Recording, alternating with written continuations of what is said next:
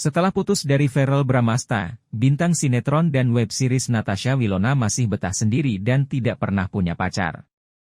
Natasha Wilona seakan cuek soal asmara dan memilih fokus untuk berkarier, dengan menerima banyak tawaran akting untuk web series di beberapa OTT. Natasha Wilona membenarkan kabar itu. Ia mengakui tidak punya pacar saat ini dan sedang menikmati kesibukannya, bekerja di dunia akting hingga menjalani bisnis. Kata Natasha Wilona ketika ditemui di kawasan Gunawarman, Jakarta Selatan, Rabu, 27 September 2023.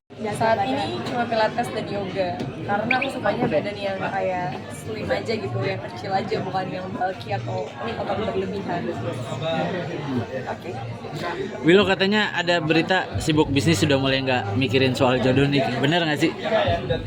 Mungkin bukan yang nggak mikirin ya, Yeah. cuma kalau lagi sibuk kerja banget kan, akhirnya nggak kepikiran yang kayak, aduh cari pacar, nggak kepikiran tentang cowok melulu gitu loh.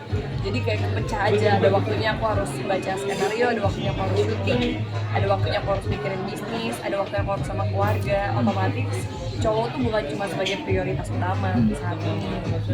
Dan mungkin saat ini memang belum membutuhkan sosok pendamping juga, makanya akhirnya menyibukkan diri untuk bisnis dan juga kerja di acting. Mungkin kalau dibilang belum membutuhkan nggak juga sih, karena aku yakin setiap orang kan ujung-ujungnya akan butuh pasangan juga ya untuk teman hidup. Cuma bukan prioritas utama aja, akhirnya membuat aku nggak yang terlalu terburu-buru atau berasa gerus untuk harus cari, harus dapet saat ini juga.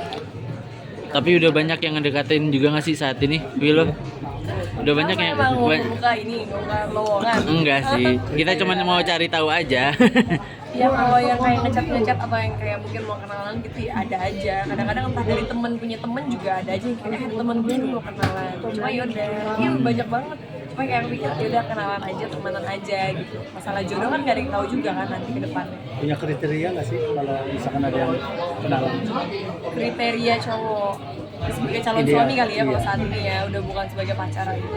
Kriterianya pastinya harus baik, harus cowok ya, cowok tuh jangan lupa. Cowok ya, cowok, oke. Iya dong. Iya. Kan zaman sekarang juga ngeri, banyak yang membingungkan. Iya, aduh. Terus harus yang kerja keras juga pastinya, dia punya tanggung jawab, dan ya yang paling penting dia juga punya prinsip hidup yang kuat. Ya selebihnya mengalir deh, karena kan kita nggak ada yang tahu kayak karakter orang akan gimana.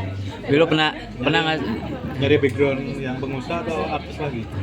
Kalau background kerjaan jujur aku nggak patokin sih, cuma apapun itu maksudnya yang kayak kerjaan dia itu ujung-ujungnya nggak akan penting.